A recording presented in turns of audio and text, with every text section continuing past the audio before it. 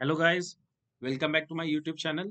तो आज हम डिस्कस करेंगे वीकली कॉन्टेस्ट 352 का सेकंड प्रॉब्लम। एक बार आप वीडियो पॉज करके प्रॉब्लम पढ़ दो, फिर मैं प्रॉब्लम एक्सप्लेन करता हूँ। ठीक है। तो प्रॉब्लम क्या कह रहा है कि हमें एक नंबर दिया हुआ होगा n और हमें दो ऐसे प्राइम नंबर बताने हैं। मतलब बेसिकली हमें उन प्राइम नंबर का लिस्ट रिटर्न करना होगा एक। और वो प्राइम नंबर्स की कंडीशन क्या होगा कि जो दोनों प्राइम नंबर होंगे वो लेस देन n होंगे और ग्रेटर देन इक्वल टू 1 होंगे, और इक्वल टू भी हो सकता है n के।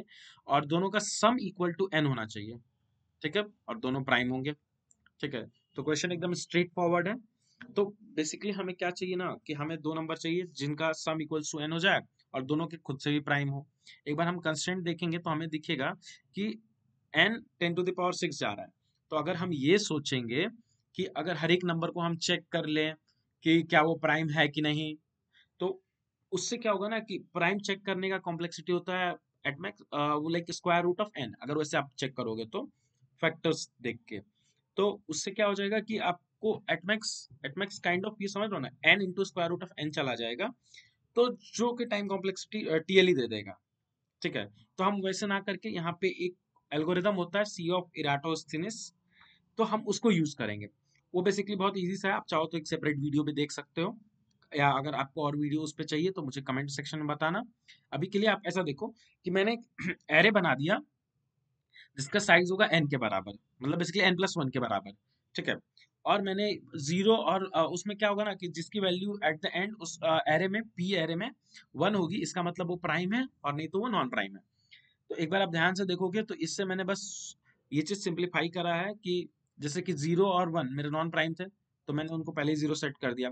2 मेरा प्राइम था, अब मैंने क्या किया कि बेसिकली 2 के जितने फैक्टर्स होंगे ना, मैं उन सबको 0 मार्क कर दूंगा, क्योंकि उन सबका एक डिविजन तो 2 हो ही गया। सिमिलरली ऐसे मुझे 3 मिलेगा, और सारे फैक्टर्स मतलब अगर किसी का कोई फैक्टर अवेलेबल है, जैसे 4 का फैक्टर 2 था, तो 4 पहले ही 0 हो चुका होगा, तो 4 हम कंसिडर ही नहीं करेंगे। ठीक है। इसको डिटेल में समझने के लिए आप दूसरी वीडियो देख लो, उससे आपको समझ आ जाएगा कि यहाँ पे मैंने क्या करा है। ठीक है। अब हमें क्या पता चल गया, अब हमारे पास एक एरे है जिसमें या तो हर एक पोजीशन पे या तो 0 होगा तो या तो 1 होगा। 0 कहने का मतलब क्या होगा कि वो नंबर मेरा प्राइम नहीं है, 1 कहने का मतलब वो नंबर मेरा प्राइम है। ठीक है। अब हमें बेसिकली वेक्टर और वेक्टर रिटर्न कराना था कि कौन कौन दो नंबर का सम इक्वल टू n है। तो अब हमने देख लिया, सबसे पहली बात i इक्वल टू 2 से स्टार्ट किया मैंने, क्योंकि उससे छोटा कोई प्राइम होता नहीं है। ठीक है। तो अब मैंने चेक किया कि क्या पी ऑफ आई कहने का मतलब क्या हो गया कि अगर पी ऑफ आई ट्रू है, इसका मतलब कि जो आई है वो एक प्राइम नंबर होगा। ठीक है। और हमें क्या चेक करना है कि दो प्राइम का सम होना चाहिए n। तो अगर मैंने एक आई लिया है तो दूसरा नंबर पक्का से ही n-i होना चाहिए। ठीक है। तो अगर पी ऑफ आई मेरा प्राइम है तो मैं क्या चेक करूंगा कि n-i भी प्राइम होना चाहिए। तो पी ऑफ n-i भी मेरा प्राइम हो गया। तो अगर ये दोनों कंडीशन ट्रू है तो मैं क्या करूंगा, i कॉमा n-i पुश कर दूंगा। ठीक है। i कॉमा n-i पुश कर दूंगा। अब इससे क्या होगा, मुझे हर एक नंबर के लिए कि कौन कौन सा पेयर हो सकता है नहीं हो सकता है, वो चीजें मुझे मिल जाएंगी। ठीक है।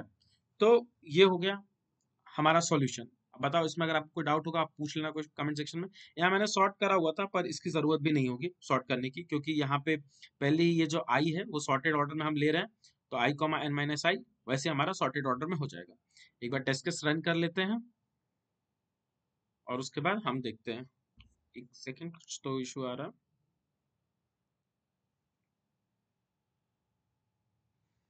एक सेकंड देखते हैं क्या इशू। हाँ, चल रहा है। ठीक है, टेस्ट केस सही चल रहा है, एक बार सबमिट करके देख लेते हैं।